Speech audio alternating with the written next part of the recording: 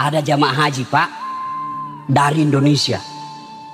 Dia ambil batu, dia sudah lihat itu, inilah setan. Dia selalu menggoda saya. Bismillah, Allahu Akbar. Kembali itu batu Pak. Melentikkan dinding, lentik. Hampir kena kepalanya. Penasaran dia pungut itu batu. Begitu dia lihat ada tulisan, sesama setan dilarang saling melempar. Di sini kau lempar saya, di Indonesia sama-sama kita rampok MBG. Katanya 19.000 seekor sapi tiap hari, tapi kita tidak pernah lihat sapi di MBG. Nah, setan. Dengar Pak, ada doa orang-orang yang makbul. Salah satu diantaranya fakir miskin yang teraniaya. Mantan Kepala Badan Gizi Nasional Dadan Hindayana ditahan oleh Kejaksaan Agung.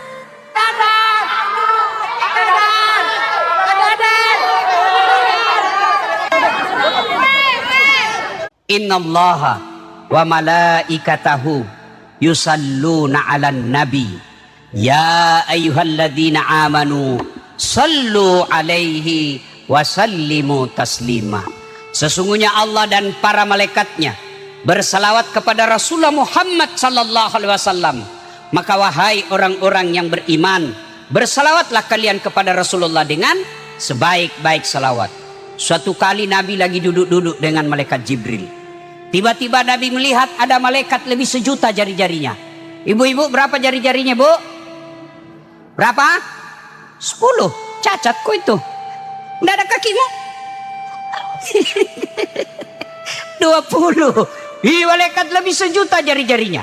Nabi kagum dan terpersona. Ya Rasul, ya Jibril, malaikat apa itu? Banyak betul jari-jarinya. Jibril menjawab, itu malaikat yang Allah tugaskan mencatat air ketika hujan. Lalu Nabi tanya malaikat itu, wahai malaikat, apa betul kau mampu mencatat air ketika hujan? Iya, ku catat yang jatuh di laut, ku catat yang jatuh di gunung, ku catat yang jatuh di darat. Tak setetes pun tidak aku catat, maka aku sibuk dengan jariku yang banyak ini. Lalu malaikat ini berkata, ya Muhammad, ada satu yang tak mampu aku catat. Kenapa? Jumlahnya lebih banyak daripada air hujan. Apa gerangan? Ketika umatmu berkumpul di satu tempat seperti kita sekarang ini, lalu mereka bersalawat bareng-bareng kepadamu, aku tidak bisa mencatat betapa banyak pahala yang Allah turunkan di tempat itu. Ini rahasia Pak, jangan sampaikan yang tidak datang. Ibu-ibu, ini rahasia. Bu, orang masuk surga bukan karena tidak ada dosa. Pahamkan baik-baik. Orang masuk surga bukan karena tidak ada dosa. Kalau orang masuk surga karena tidak ada dosa, tidak ada isinya surga kecuali Nabi Muhammad SAW. Mana ada manusia yang tidak ada dosanya? Ayo, mana di sini tidak ada dosanya? Ini. Buka-buka penuh dosa juga ini. Ayo, mana yang tidak ada dosanya? Ini yang ceramah. Banyak juga dosa saya Pak. Apalagi kalau saya pergi jogging, habis amal saya. Sebelah kanan ketek, sebelah kiri dada, dari belakang pantat. Dia bilang mahasiswaku, kenapa kau lihat Ustaz? Pasti dilihat, barang bagus. Mana ada orang tidak ada dosanya? Jangankan kita sampean sedulur-sedulur, kurang apa mulianya para nabi? Apa pakai sampean pikir nabi tidak ada dosanya? Nabi pertama, Nabi Adam, ada dosanya. Apa dosanya? Makan buah khuldi. Turun sedikit, kakek para nabi, Nabi Ibrahim, ada dosanya. Apa? Bohong ketika diadili Raja Namrud. Nabi Yunus, ada dosanya. Kapan? Ketika dia berdakwah, putus asa, dia tinggalkan umatnya. Nabi Nuh, ada dosanya, gagal didik anaknya. Nabi Lut, ada dosanya, gagal dia didik istrinya. Itu Nabi. Apalagi kita ini yang banyak pinjol.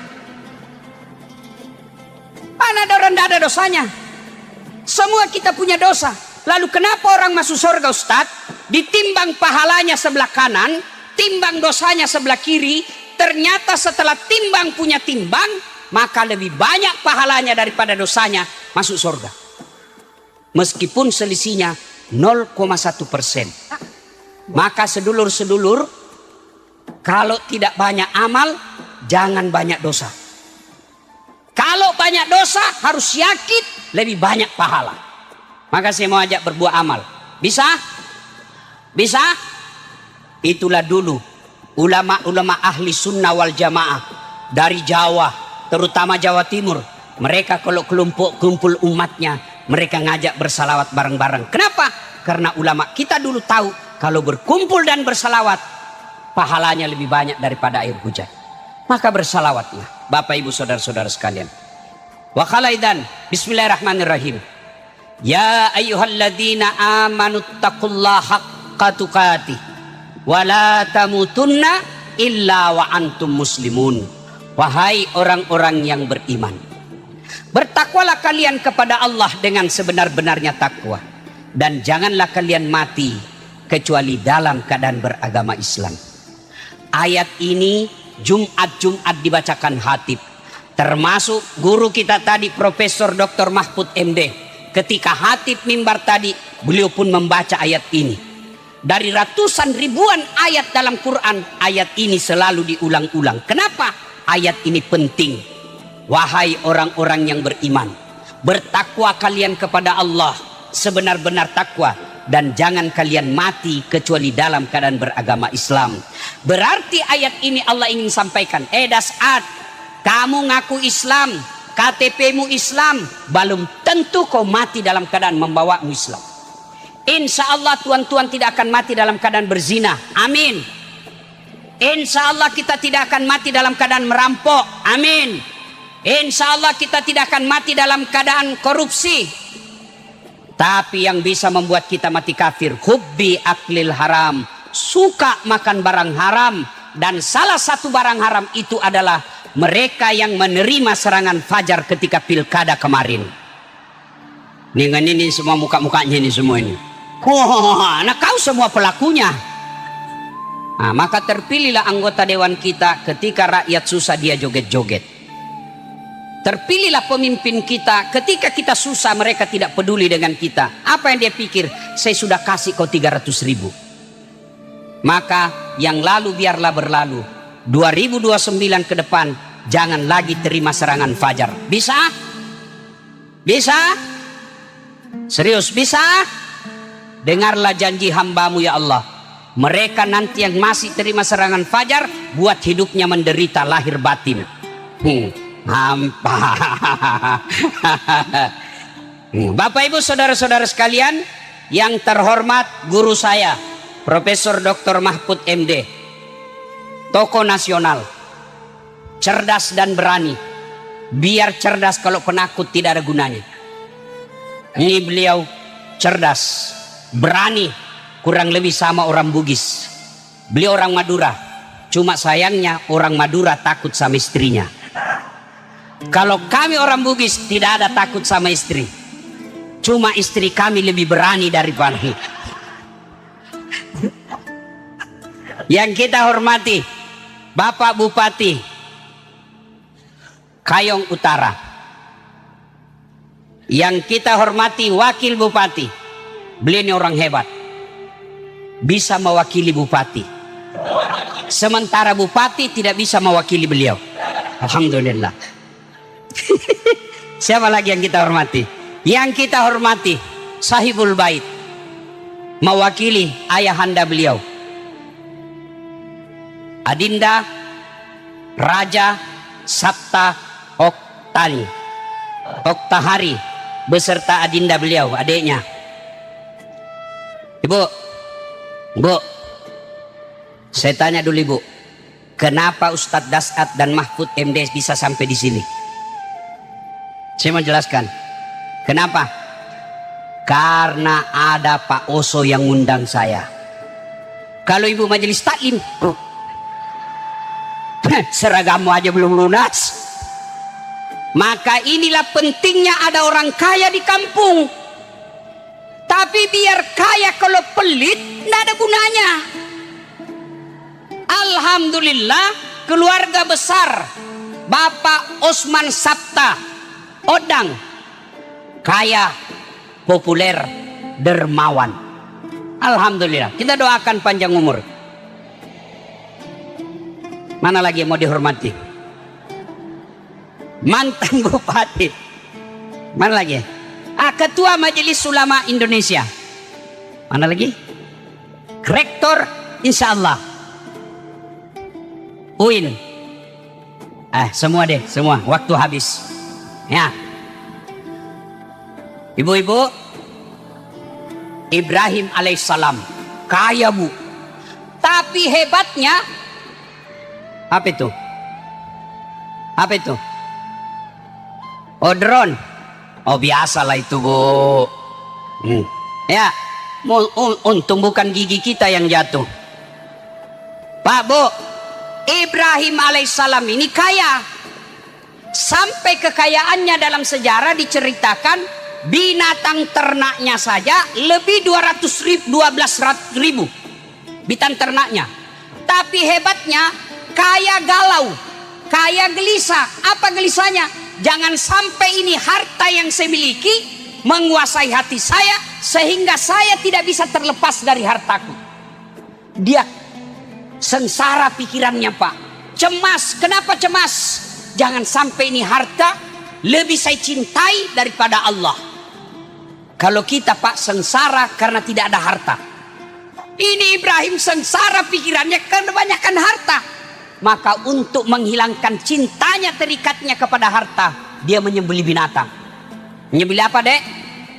Binatang. Berapa dia sembelih? 1000 ekor domba, 300 ekor sapi, 100 ekor onta. Kira-kira kalau dirupiahkan sekarang kurang lebih 7 miliar. Maka seluruh makhluk memuji, termasuk malaikat. Kira-kira bahasanya begini kalau di Makassar, jago kok Ibrahim, luar biasa kok, banyak sekali kok potong binatang. Apa Nabi bilang Ibrahim? Ini kecil, ini binatang. Coba ada anakku juga saya potong. Kenapa? Waktu itu tidak ada anaknya. Beginilah biasanya bahasanya caleg. Tenang sampean. Saya terpilih sedulur-sedulur. Ojo ragu-ragu. Ono masalahnya, telepon saya 24 jam. Begitu terpilih, dia ganti nomor HP-nya. Ada begitu di sini? Ada. Kau salah, kenapa kau pilih? Wah, Ustadz, tenang Ustadz. Kalau saya nanti punya mobil, saya antar Ustadz kemana-mana ceramah. Begitu ada mobilnya, nggak ngantar ceramah. Kemana? Dia ngantar artis. Lalu Ibrahim kelepasan ngomong. Dia bilang, andai saja ada anakku saya potong. Berlalulah bertahun-tahun. Ibrahim dengan istrinya Siti Sarah tidak punya anak. Siti Sarah mengajukan proposal. Bang, abang kan ini nabi, perlu ada penerus, pendakwah. Abang tidak punya anak nih. Apa kata Ibrahim? Enggak. Jadi bagaimana? Bang, kawin lagi lah bang. Masya Allah. Kalau bapak disuruh kawin sama istri, saya misalnya, Pak, dah saat kau kawin, merdeka. Tapi apa kata Ibrahim alaihissalam? Enggak sayang, kalau inilah takdirku, biarlah ini. Tapi kau harus nikah supaya ada anakmu. Enggak, saya tidak sampai hati. Kita akan sehidup semati. Masya Allah. Dipaksa nikah, tidak mau, Pak. Sebagian kita dilarang sembunyi-sembunyi, Pak. Akhirnya desak-desak. Ibrahim pasrah. Oke lah, kalau begitu maumu. Tapi sama siapa? Kata Siti Sarah, bang, ndak usah jauh-jauh. Nih Hajar. Siti Hajar ini pembantunya Ibrahim. Ini menunjukkan tuan-tuan, tidak ada suami istri yang ikhlas kasih nikah suaminya 100%. Kalau dia ikhlas 100%, pasti dia bilang, silakan kau cari, silakan ke Plaza Indonesia, kau pilih mana yang kau suka. Enggak. Tapi siapa dikasih? Pembantu. Nikah. Setelah menikah, dengan izin Allah, Ibrahim setelah menikah Siti Hajar, hamil Siti Hajar. Dengan izin Allah, hamil pula Siti Sarah. Kata Siti Sarah, waduh, tahu begini saya tidak izinkan. Maka ibu-ibu, halo ibu, kalau ada di sini sampai sekarang belum punya anak, coba ilmunya Siti Hajar saja, Siti Sarah. Coba ilmunya ya, boleh dicoba. Boleh dicoba. Akhirnya setelah punya anak, Siti Hajar, Siti Sarah tidak mau terima. Bang, saya tidak mau lihat itu anakmu si Hajar dengan isi Ismail. Saya tidak mau lihat dia. Kata Ibrahim, bagaimana caranya? Kamu kan yang paksa saya nikah. Saya tidak mau, pokoknya saya tidak mau. Ilmu bapak-bapak nih. Dengar Pak, kalau istri sudah bilang pokoknya, jangan ajak ngomong. Sudah hilang itu akal sehatnya Pak. Kalau dia bilang pokoknya, lebih bapak tinggalkan. Tidak masuk akal sudah ini. Ras terkuat di bumi ini Pak. Akhirnya apa? Allah perintahkan, daripada kau gaduh, Ibrahim, tinggalkan Palestina, yang sekarang namanya Palestina, kau jalan saja. Kemana ya Allah? Pokoknya kau jalan. Nanti saya tunjukkan kau sampai di mana. Jalanlah Ibrahim, anaknya Ibrahim dengan Siti Hajar, namanya Ismail alaihissalam. Inilah keturunannya orang Islam. Ibrahim alaihissalam dengan istrinya Siti Sarah, lahir anaknya namanya Ishak alaihissalam. Inilah keturunan orang Yahudi. Jadi kita dengan Yahudi sebenarnya satu keturunan kakek. Cuma Yahudi kurang ajar. Nah, jalan Ibrahim, Siti Hajar. Kata Siti Hajar, kemana kita? Saya juga tidak tahu. Allah memerintahkan, Tuhanku perintah. Jalan dari Palestina, lalu singgah kau di situ, kata Allah. Ibrahim, kau singgah di tumpukan batu itu. Tumpukan batu itulah sekarang Pak namanya Ka'bah. Setelah singgah, lalu Allah perintahkan, Ibrahim, sampai tujuanmu, balik lagi kamu ke kampung asalmu. Untuk apa ya Allah? Pokoknya kau balik. Lalu Ibrahim berkata kepada istrinya, sayangku, dalam kitab tidak ada sayangku. Ini supaya enak, soalnya panas begini Pak. Ya, saya diperintah Allah untuk balik lagi ke Palestina. Kata Siti Hajar, untuk apa? Saya diperintah Tuhanku, kata Ibrahim. Bang, teganian kau bang. Kau tengok ini bang, pasir, ndak ada pohon, ndak ada air, ndak ada tanda-tanda kehidupan. Kau nak tinggalkan saya dengan anakmu yang masih kecil ini? Teganian kau bang. Apa kata Ibrahim? Saya pun tidak tega, tapi ini perintah Tuhanku. Lalu Siti Hajar berkata, bang, kalau ini perintah Tuhan, don't worry, be happy. Tidak ada dalam kitab ini, tidak ada. Ini bahasa dasar aja ini ya, supaya gaya-gaya sedikit, ya kan? Jangan cebas bang, silakan. Jokani launi daeng. Ada Bugis di sini? Ada Bugis? Coba angkat tangan orang Bugis. Masya Allah, kemana-mana saya ceramah selalu ramai orang Bugis. Saya pergi ke Sabah Sarawak, Malaysia, banyak orang Bugis. Saya pergi ke Singapura, ada Bugis Street. Saya pergi ke Cape Town, ada juga orang Bugis. Saya pergi ke Riau, banyak juga orang Bugis. Saya sampai lagi di sini, banyak lagi orang Bugis. Begitu saya masuk penjara, banyak juga orang Bugis. Jago ini orang Bugis Pak. Ya, akhirnya kata Siti Hajar, Daeng, kalau ini perintah Tuhan, silahkan berangkat. Tidak usah cemaskan saya akan urus anakku. Berangkatlah Ibrahim alaihissalam ke Palestina. Siti Hajar, anaknya menangis Ismail. Kenapa? Kehausan di tengah padang pasir. Siti Hajar tidak putus asa. Dia berikhtiar, dia bekerja. Caranya apa? Dia kejar air. Ibu-ibu pernah berdiri di tengah jalan raya, aspal, lalu kita tengok jauh di tengah matahari, panas terik begini, biasa ada air kan kelihatan? Ya, itu bahasa Indonesianya fata morgana. Siti Hajar lihat, wih air, dia kejar sampai tidak ada, dia kejar lagi. Itulah sekarang dalam ritual haji namanya sa'i. Perjalanan lari-lari kecil antara Safa dan Marwah. Ternyata berulang sekarang di 2026.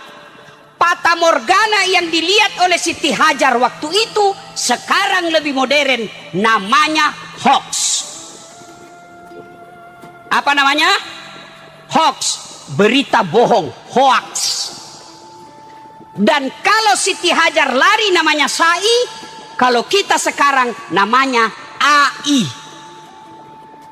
Orang bule bilang AI. Itulah AI. Palsu. Dan saya selalu jadi korbannya. Muka-muka saya, wajah-wajah saya, video-video saya, suara-suara saya, tapi narasinya jual obat kuat. Waduh, menghina ini. Saya masih kuat. Saya langsung japri itu yang punya akun di Facebook. Saya tuntut kau, hapus itu. Istri saya pertama lihat, dia bilang menghina. Ustadz kan masih kuat. Saya masih kuat, bro.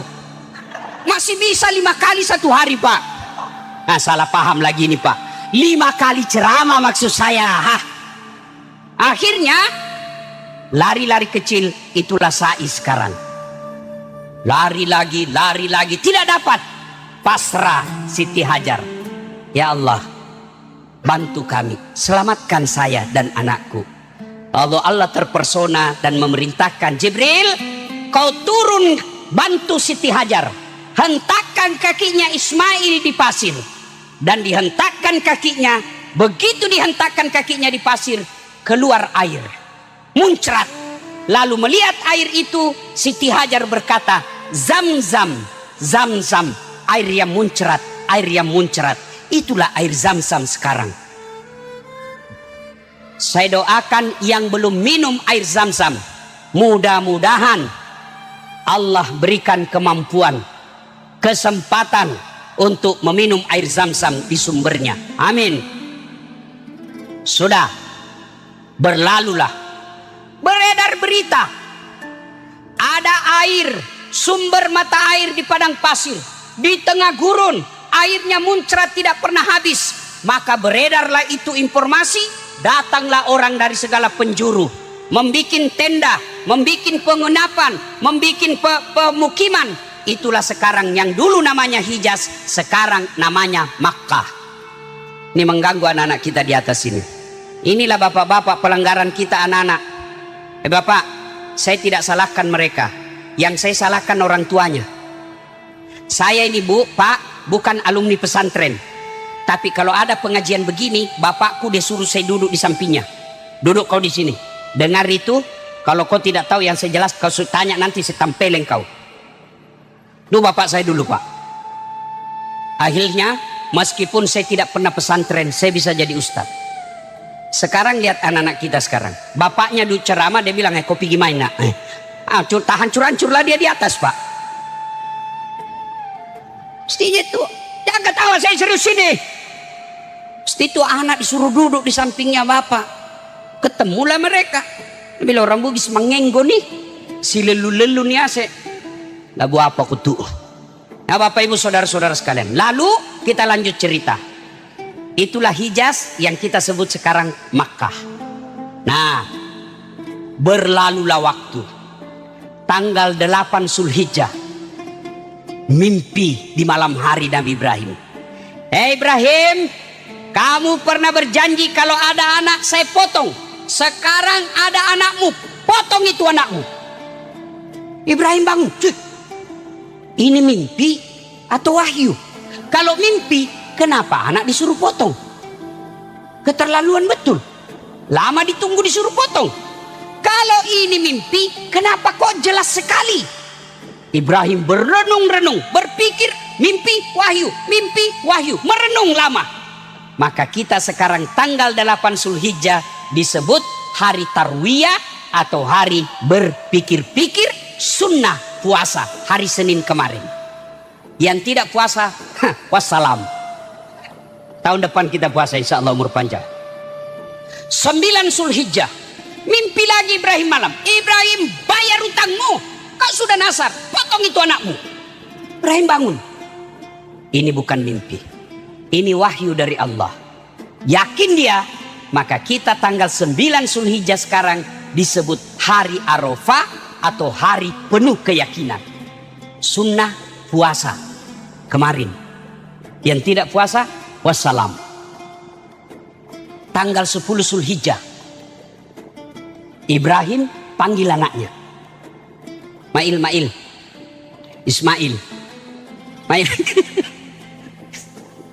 Sini dulu Mail. Apa pakai? Apa papi? Begini nak, saya ini mimpi diperintah Allah potong kamu. Menurut kamu bagaimana? Bapak nanti pulang, tanya anaknya bapak, yang SMP, SMA, saya disuruh potong kau nak. Apa kira-kira jawaban anak kita? Ah, kenapa saya? Atau ku aja yang sudah tua, sudah mau mati itu dia. Itu anak pintar, tapi tidak soleh. Maka Ibrahim mintanya bukan anak pintar. Apa doanya Ibrahim?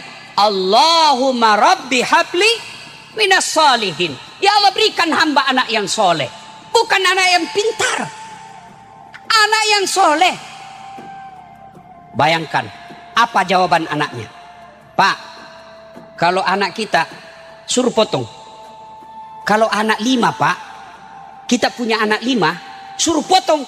Cari yang mana beleng-beleng. Nah ini beleng-beleng, ini potong dia ini.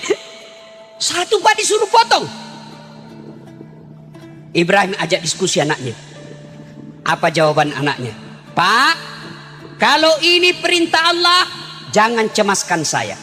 Kalau ini perintah Allah, jangan ragu, laksanakan. Insya Allah, Bapak akan mendapati saya anak yang sabar. Lalu dia kata Ismail, tapi ada permintaan saya Pak sebelum eksekusi. Apa itu? 1, Bapak tutup matanya. Kenapa? Karena kalau Bapak tengok saya, Bapak tidak tega. Yang kedua, Bapak tolong pakai pisau parang yang paling tajam supaya 1 kali tebas saya tidak lama menderita. Ini etika para penyembelih binatang besok. Jangan pakai tumpul Pak, menderita itu binatang. Apalagi kalau Bapak sembelih bebek. Oh salah leher Pak, lari tuh bebek Pak. Jadi cara menyembelih leher bebek itu bukan di sini Pak, tapi di paling ujung. Kalau dia di tengah, lari tuh. Begitu juga ayam. Sudah. Apalagi nak? Yang ketiga, tolong ikat tangan dan kakiku Pak. Kenapa? Supaya saya tidak meronta-ronta kesakitan. Yang keempat Pak, bajuku ini jangan kena darah. Supaya apa? Ibuku tidak melihatnya. Yang kelima, Pak, kalau saya sudah meninggal, jangan ada anak-anak seumuranku lewat depan rumah saya. Supaya ibuku tidak mengenang lagi saya. Oke, pergi. Tanggal 10 Zulhijjah itulah kita sekarang dengar dengan nama Hari An-Nahar atau hari melaksanakan janji dan juga sunnah puasa. Puasanya tidak sampai maghrib seperti tadi. Malam kita niat puasa. Besoknya selesai Idul Kurban, Lebaran pulang ke rumah makan. Itu bedanya Idul Fitri. Kalau Idul Fitri sunnah makan dulu baru pergi Idul Fitri. Kalau Idul Kurban jangan makan, selesai Idul Kurban baru makan, sama nilainya 1 hari puasa. Yang tidak lakukan tadi, wassalam. Tahun depan kita tunggu. Ya kan? Nah sudah. Jalanlah Ibrahim ke istrinya. Hajar, ya bang, tolong komandi anakmu baik-baik. Kasih baju yang baru, kasih parfum, sisir yang rapi. Kenapa bang? Saya mau bawa jalan-jalan. Oke bang. 10 Zulhijjah, pergilah Ibrahim bersama anaknya. Begitu jalan Ibrahim dengan anaknya, setan kepanasan. Wah, Ibrahim betul-betul dia laksanakan perintah Tuhan. Dia datang bujuk. Baim. Ibrahim, bukan yang artis. Ibrahim, kau balik lengok anakmu. Puluhan tahun kau harap. Lagi lucu-lucunya. Masa kau mau potong? Tuhan apa itu Tuhanmu? Mendengar ini, Ibrahim ambil batu Pak. Setan kau ya. Jangan banyak bicara situ. Ishab jalan, pergi kau. Kena kepalanya. Sampai ke Tapang, balik lagi. Kan? Gagal dia goda Ibrahim, dia datang ke bininya. Hajar, kau tahu mau dibawa kemana itu anakmu? Iya, mau jalan-jalan sama bapaknya. Kau ditipu. Maksudnya apa? Dia bukan mau bawa jalan, dia mau potong itu anaknya. Sembarang kau bilang, mana ada bapak mau potong anaknya? Itu juga yang saya bingung. Kenapa dia mau potong? Katanya perintah Tuhannya. Bu, dengar. Begitu dia bilang katanya perintah Tuhannya, Siti Hajar ambil batu. Setan, kalau itu perintah Tuhan, jangankan anakku, saya juga siap dipotong. Pergi kau, buah. Kata setan, deh, lebih gila dari suaminya nih.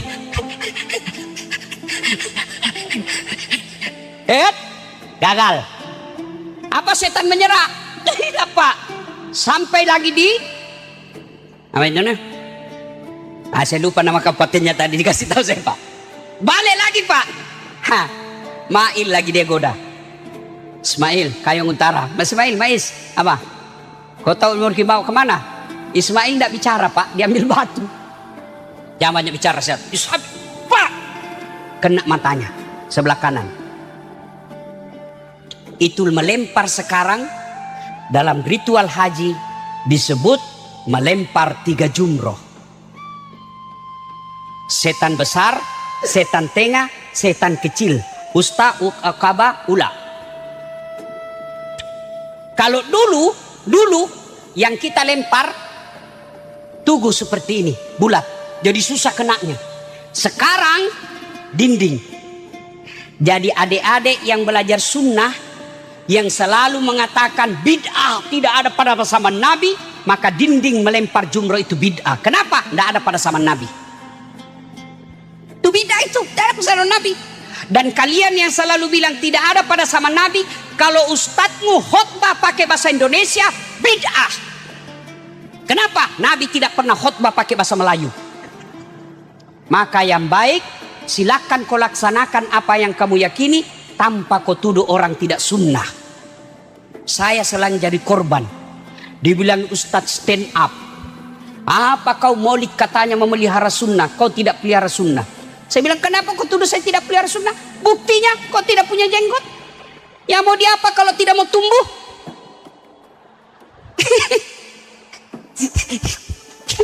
Gara-gara jenggot dia bilang saya tidak sunnah. Sudah. Melempar 3 jumroh itulah kejadian waktu Ibrahim mau gerek anaknya. Ada jamaah haji, Pak, dari Indonesia. Dia ambil batu, dia sudah lihat inilah setan. Dia selalu menggoda saya. Bismillah, Allahu Akbar. Kembali itu batu, Pak. Melentingkan dinding, lenting, hampir kena kepalanya. Penasaran dia pungut itu batu. Begitu dia lihat ada tulisan, sesama setan dilarang saling melempar. Dia bilang, di sini kau lempar saya, di Indonesia kita sama-sama mencuri MBG. Di sini kau lempar saya, di Indonesia sama-sama kita rampok MBG. Katanya 19.000 ekor sapi tiap hari, tapi kita tidak pernah lihat sapi di MBG. Setan.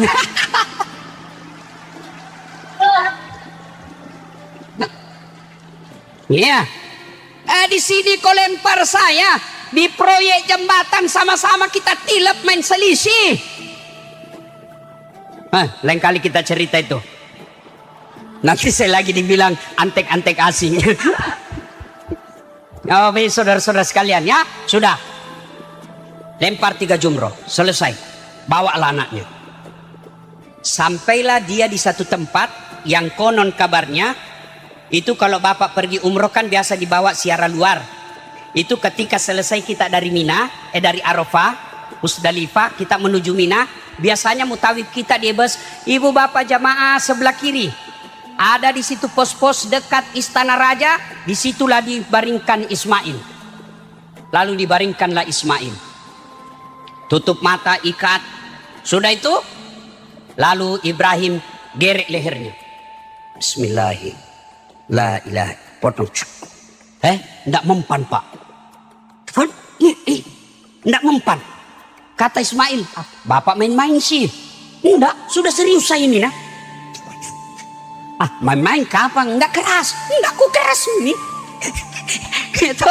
Enggak mempan. Ibrahim bilang kali, mungkin pisaunya tumpul. Dia hantamkan itu parangnya ke batu. Baru satu kali pecah. Ulang lagi.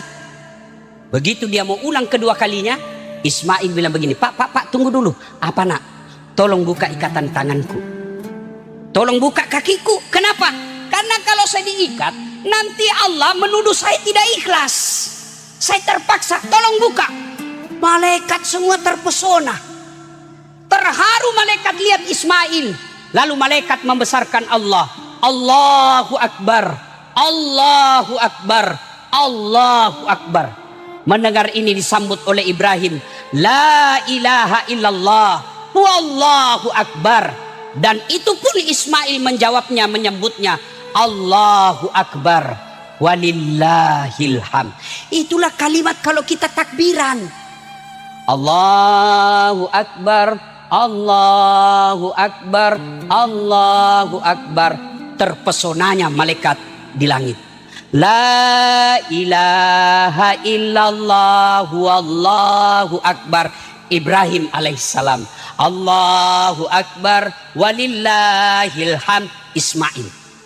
Lalu Allah perintahkan, wahai malaikat, kau tengok ini makhlukku yang pernah kau protes ketika dia akan menjadi pemimpin di dunia, kau anggap dia akan membawa kerusakan. Kau lihat itu Ibrahim, anaknya yang lama ditunggu, kecintaannya. Saya perintah potong, dia mau potong anaknya demi ketaatannya kepada Tuhannya. Nih hebat ini makhlukku. Jibril, kau ke sorga ambil kibas, ganti lehernya Ismail untuk menutup nazarnya Ibrahim. Gantilah. Untung Pak, lehernya Ismail diganti leher kibas. Kalau tidak, bisa jadi kita tidak ada di sini. Bayangkan kalau Pak Oso diperintah Allah, potong anakmu satu, dicarilah di mana di sini. Iya kan? Alhamdulillah. Maka jangan pelit. Maka jangan pelit Pak. Pujilah Allah. Sampai di situ, itulah sejarahnya kurban. Ini untuk pengetahuan. Apa realisasinya dalam hidup? Satu, jangan pernah pelit untuk Allah. Tadi Prof Mahfud bacakan di penutupnya. Inna a'tainakal kausar. Terjemahan bebasnya, banyak nikmat saya kasih kau dah saat. Hambaku, banyak nikmat saya kasih kamu. Nih, tahu ini? Anak-anak, ini iPhone 17 2 tera. Kalah HP-nya, kalah. Apa ini mahal? Apa ini mahal? Bukan. Apa yang mahal? Telinga. Biar ada inimu, kalau kau tuli, halo,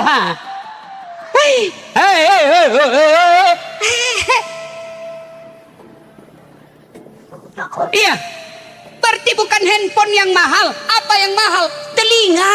Allah kasih kau gratis. Dan hebatnya ini telinga, dia bisa bedakan mana suara suami istrimu, mana mantanmu. Dan tidak perlu kursus. Coba bayangkan. Ini ada kameranya Pak. Ini kameranya Pak. Yang hitam bisa jadi putih. Yang putih ada jerawatnya, bisa dia kasih mulus. Tapi apa kameranya yang mahal? Bukan. Apa yang mahal? Matamu. Ini saya mengajar Prof di Unhas, mata kuliah namanya sinematografi, fotografi. Itu kamera begitu, itu lebih 100 juta harganya. Tapi biar Bapak punya uang beli kamera, ndak ada ilmumu, ndak bisa kau pakai. Foto start setengah badan. Begitu jadi setengah badan, perut ke bawah. Iya. Mesti berapa harganya, ditahu ilmunya. Itu harus ditahu berapa megapiksel kekuatan cahayanya, berapa dia punya lensa, namanya zoom out zoom in, difokus diputar-putar. Tapi bukan itu yang mahal, mata. Ini mata Pak, autofokus. Begitu Bapak buka tuh, langsung fokus. Bayangkan kalau harus diputar dulu. Tentara mau tabrak, tunggu dulu, fokus. Iya tak? Dan hebatnya lagi di mata Pak Okta, dia bisa bedakan mana istri, mana sekretaris. Mana istri, mana tetangga. Bayangkan kalau tidak bisa kau bedakan, tak tukar-tukar istrimu. Kenapa lain-lain rasanya ini malam? Ternyata Satpol PP. Iya toh? Adek-dek. Hei, dek. Tahu Ronaldo? Di Saudi gajinya 1 bulan 400 miliar. Kumpul seluruh gaji PNS di sini, udah cukup itu Pak. Apa dia hebat? Bukan, karena Allah kasih kaki yang bisa bengkok. Biar hebat tekniknya, ilmunya, kalau nggak bisa bengkok kakinya, mana bisa main bola?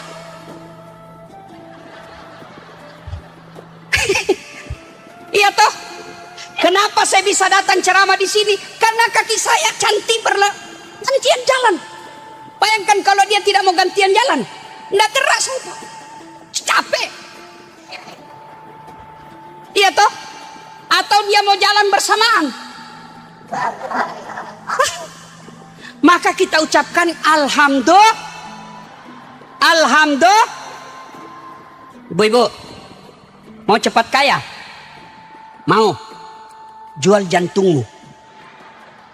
Jantung di Hong Kong harganya sekitar 7 sampai 10 miliar. Allah kasih gratis.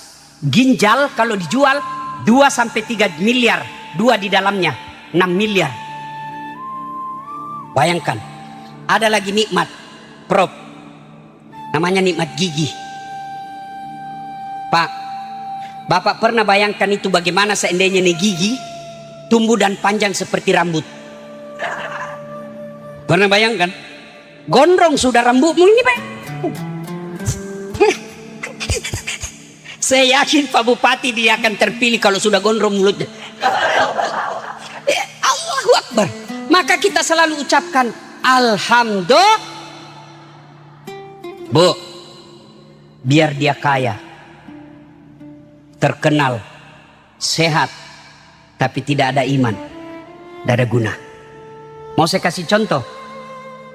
Fir'aun terkenal sampai sekarang. Kekayaannya masih dicari sampai sekarang di Mesir. Gagah, raja, tapi tidak punya iman. Allah hinakan Fir'aun. Mana buktinya? Sampai sekarang tidak ada satupun orang sini, apa namanya, Kayong, Sukadana, tidak ada satupun mau kasih nama anaknya Fir'aun. Oh Fir'aun ya, terkenal, banyak duitnya, populer, raja, tapi tidak ada. Apa sampai di situ kutukan Allah? Tidak. Allah hinakan Fir'aun. Bukan cuma di situ Pak, diharamkan masuk surga. Kalau kita 50-50, ada harapan masuk surga, terbuka peluang masuk neraka. Fir'aun pasti masuk neraka. Sebaliknya ada manusia hina di pandangan manusia, namanya budak. Budak itu beda pembantu. Pembantu digaji, budak tidak ada gajinya. Namanya Masita, tukang sisirnya anaknya Fir'aun, tapi purna iman. Allah muliakan.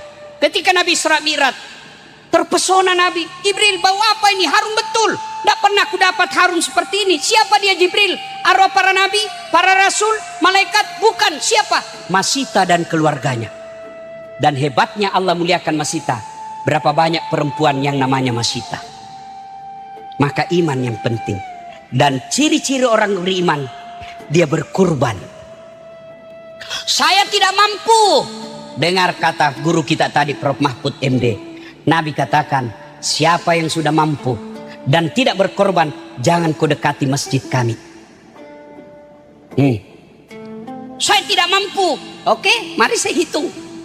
Yang tidak mampu, berapa satu gelas kopi di warkop? Berapa? 15.000. Kue 2 5.000, 20.000, ya kan? Rokok satu bungkus 30.000. Sudah berapa? 50. Kuota bulananmu? Jangan ketawa, saya serius ini. Kali 1 tahun tidak mungkin kau tidak bisa beli kambing. Maka hati-hati saudaraku. Inna a'tainakal kausar, kata Allah. Saya kasih kau nikmat. Maka Allah tidak minta kita banyak. Allah cuma minta apa? Fasolli li rabbika wanhar. Salatlah kalian. Kalau kau salat, saya kasih kau apa yang kamu mau. Contoh, saya akrab dengan Pak Oso. Saya datang ke Jakarta. Tapi Puang, saya lagi di Jakarta ini. Saya mau keliling-keliling cari orang Bugis keluarga saya, tapi tidak ada mobilku. Kata Puang Oso, tenang Ustaz. Telepon Pak Eko. Kok siap? Itu ada Dasat Latif di bandara. Kau bawakan mobil full tangki, tapi jangan lupa kasih pembeli oleh-oleh. Contoh, biar contoh cemburu juga Pak. Udah. 1 jam kemudian datang Pak Eko. Pak Ustadz, ini ada kunci mobil, silakan gunakan selama Ustadz di Jakarta. Full tangki, ini juga ada pembeli oleh-oleh dari Pak Oso. Selesai urusan saya soal mobil. Kenapa?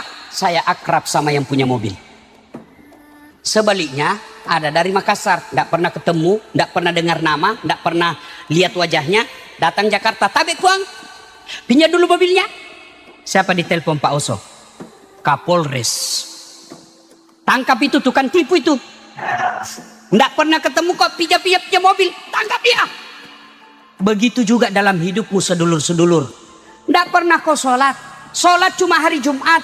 Paling terlambat datang, paling cepat pulang. Orang khotbah kau tidur. Ada masalah dalam rumah tangga. Ya Allah, capek saya. Capek saya hadapi hidup ini, ya Allah. Allah berfirman, malaikat karena dia sudah capek jalani hidup, cabut nyawanya. Nggih? Nggih?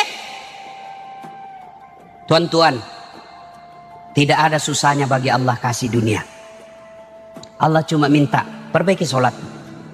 Saya kasih lagi contoh. Pak Oso punya ajudan, ya kan? Begitu beliau panggil ajudan, itu Pak Eko biar lagi duduk langsung lompat, siap. Kalau perlu lagi makan kacang, dia makan dengan kulit-kulitnya, siap. Iya toh? Kira-kira pernah ndak itu si Pak Eko dipanggil sama Pak Oso? Pak Eko, tunggu dulu Pak. Sini, Bapak dari saya sibuk. Dipulangkan kau kesatuanmu. Itu manusia, betapa takutnya kita. Lalu kenapa ketika sedulur-sedulur dipanggil Allah, hayya 'alas shalah, apa jawaban sampean? Tunggu. Tuhanmu kau suruh menunggu, sementara Pak Oso saja kau tidak mampu bilang tunggu. Pantas 30 tahun kau merantau dari Jawa, 30 tahun kau merantau dari Sulawesi, sampai sekarang kau tidak bisa lepas dari kredit. Kenapa? Tuhanmu kau suruh menunggu. Sedulur-sedulur, tidak ada susahnya bagi Allah kasih yang kita mau. Allah panggil hayya 'alas shalah, cukup tidak? Dia ulang 2 kali. Hayya 'alas shalah, belum datang. Allah tingkatkan kasih sayangnya dengan panggilan yang lebih mesra. Hayya 'alal falah, sini Bu, saya kasih apa yang kamu mau. Itu hayya 'alal falah, bahasa Indonesianya, sini saya kasih kamu kemenangan. Apa itu kemenangan? Yang kamu mau. Ya Allah, bahagiakan rumah tanggaku. Ya Allah, perbaiki kesehatanku. Ya Allah, jadikan anakku soleh dan soleha. Allah maha mendengar, maka dia panggilnya hayya 'alal falah, sini kamu, saya kasih kamu yang kamu mau. Tapi apa yang terjadi? Kita malah tidak datang. Wajar hidup kita jauh dari apa yang kita inginkan. Saya sudah sholat Ustaz. Betul kok sholat tapi tidak ikhlas. Hayya 'alas sholat, asar lagi. Kok tidak ikhlas? Saya sholat Ustaz. Betul kok sholat tapi main-main.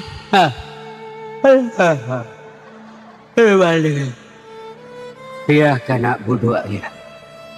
Ihdinas siratal mustaqim. Siapa ajar kau sholat makoti polo? Bapak ketawa karena bapak membayangkan diri sendiri kan? Sholatnya bukan ingat Allah, apa dia ingat uang? Allahu Akbar. Tadi duit saya 200.000. Beli pulsa 100.000. Mana yang 100 ya? Allahu Akbar. Di mana saya simpannya? Karena dia sendiri, Pak, dia periksa sendiri kantongnya. Allah. Begitu assalamualaikum. Oh, di bawah sadel. Selama bapak sholat. Maka pulang dari pengajian ini, cukuplah perbaiki sholat. Itu sudah luar biasa. Yang kedua, kata Allah, setelah kau perbaiki sholat, berkurbanlah. Saya yakin sedulur-sedulur sudah kurban. Tapi bukan ini yang penting. Sapi bukan itu yang penting. Ada yang tanya saya di medsos, Ustadz, ini ada pemerintah bagi-bagi sapi pakai APBN. Bagaimana pandangan Ustadz? Masih lebih bau, masih jauh lebih baik yang 100 miliar itu bagi-bagi sapi daripada diambil para koruptor dan oligarki. Kita hargai niat baiknya. Soal amalnya biar Allah yang tahu. Udah? Nyembeli sapi bukan itu yang utama bagi Allah. Darah dan dagingnya tidak sampai kepada Allah. Tapi apa yang sampai? Kau potong sifat-sifat binatang dalam dirimu. Apa sifat binatang yang paling utama harus kita lawan? Kurangnya rasa malu. Qillatul haya, kata Nabi. Kurang rasa malu. Coba lihat itu sapi. Tahu sapi, Bu? Tahu sapi? Keliling aja tuh ndak pakai celana. Kurang rasa malu, Pak. Pejabat kita sekarang banyak yang menunjukkan kurang rasa malu. Bicara seenaknya, bicara tidak punya empati, bicara semau-maunya. Begitu diserang sama netizen, barulah dia minta maaf sambil pura-pura menangis. Ini orang rasa malu tuh, Pak. 2, serakah. Serakah. Tahu serakah? Lebih bahaya dari pelit. Kalau pelit, tidak mau diambil duitnya, Pak. Kalau serakah sudah tidak mau diambil, diambil uangnya orang. Tahu monyet? Tahu monyet? Kasih pisang. Kasih lagi dia pegang tangannya sambil mengunyah. Kasih lagi pegang tangan kirinya. Kasih lagi kaki kanannya. Kasih lagi kaki kirinya. Kasih temannya, dia rebutan itu. Monyet. Serakah. Banyak sifat-sifat yang mesti kita sembuh. Tapi waktu terbatas. Bapak Ibu, inti terpenting. Kalau Bapak punya sifat tidak bagus, tidak punya iman, maka Quran seperti dibacakan Prof. Mahfud tadi. Kalian lebih hina dari binatang. Tahu binatang, Bu? Kambing. Kakak saya Prof di kampung jual beli kambing. Itu kalau ada kambingnya nakal, suka diganggu temannya, jual itu kambing. Sampai di pasar ndak ada beli, bawa balik, potong. Dagingnya jadi sate, isi perutnya coto, kulitnya perhiasan, kakinya sop kikil, ekornya sop buntut, pipinya sop pipi, lidahnya sop lidah, pelernya obat kuat. Iya toh? Saya masih dapat waktu kecil itu kalau kita tunggu itu pelernya dipotong 2 baru dibakar. Ya toh? Kambing nakal boleh dijual. Tidak ada yang beli, potong 1 kampung boleh makan. Tapi kalau ada warga di sini suka dana, suka ganggu orang, ndak sholat, bau keteknya, busuk mulutnya, ndak ada duitnya, mau diapa? Siapa mau makan? Kau mau potong, siapa mau makan? Mau jual, siapa yang mau beli? maka itulah kata Allah, mereka manusia kalau tidak punya iman dan akhlak lebih hina dari binatang. Maka tokoh nasional kita, pengusaha kita, Bapak Oso, tidak mau kalau warga kita di sini lebih hina dari binatang. Maka dia jemput Pak Mahfud MD beserta Dasat Latif untuk mengajak kita dakwah di tempat ini. Supaya apa? Kita tidak lebih hina dari binatang. Tapi tidak ada gunanya ceramah saya ini kalau tidak ada perubahan yang kita bawa pulang. Ya kan? Alhamdulillah. Tidak gampang mendatangkan Prof Mahfud dan Dasat Latif. Tidak gampang, bos. Saya selama jadi penceramah, khotbah, apalagi setelah ada masjid ibu saya selalu khotbah di masjid saya. Tapi karena Pak Oso mengundang saya datang. Saya aja yang tidak sekampung, saya menghormati dan mendoakan. Masa sedulur-sedulur yang menikmati hartanya beliau tiba mendoakan. Ada salah dan hilap, malaikat aja ada, nabi aja ada salah dan hilap. Maka kita doakan keluarga beliau sehat walafiat. Amin. Terima kasih. Ingin rasanya berlama-lama, tapi waktu jualah yang membatasi kita. Insya Allah lain waktu dan kesempatan kita akan bertemu lagi.